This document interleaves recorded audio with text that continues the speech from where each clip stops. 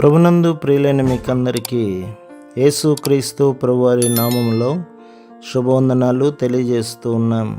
ఎడారిలో సెలయేర్లు అనే ఈ దిన ధ్యానం కొరకై స్వాగతం. ఏప్రిల్ 23.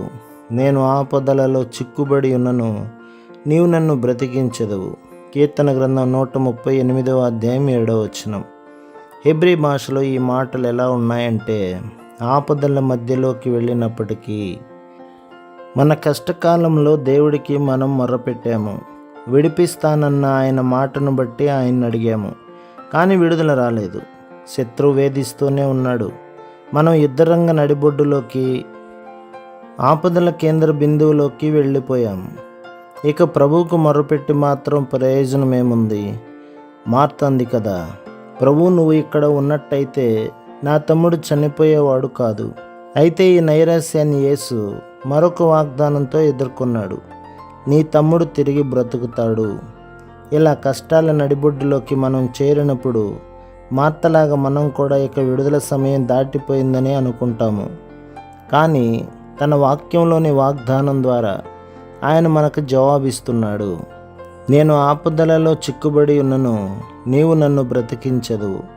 ఆయన ఆదుకోవడం ఆలస్యం చేసినప్పటికీ, మనం ఆపదల్లోనే ఇంకా కొనసాగుతూ ఉన్నప్పటికీ, ఆపద నడిబొడ్డే ఆయన మనల్ని బ్రతికించే చోటు, మనల్ని విడిచిపెట్టే చోటు కాదది.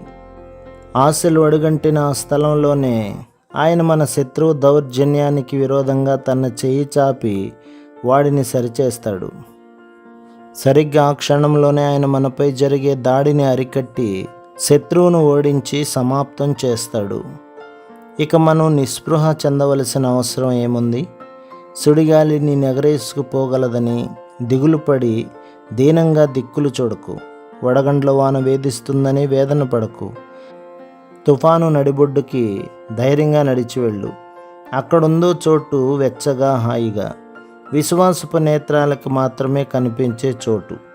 సుడులపై చిందులు తొక్కింది పెనుగాలి. దుష్టశక్తులు పొర్లి పారాయి కట్టలు తెంచుకొని. కొండల్లా అలలెగిసి పడ్డాయి. వాన పడగా అవనిని మూసింది.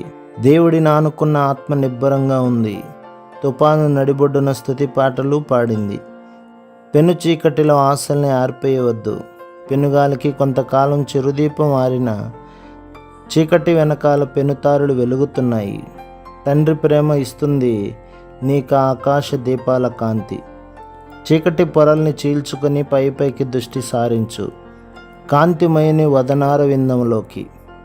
ప్రమాదం నుండి, పాపం నుండి నీకు రక్షణగా దేవుడే తుఫానుని రప్పించాడు.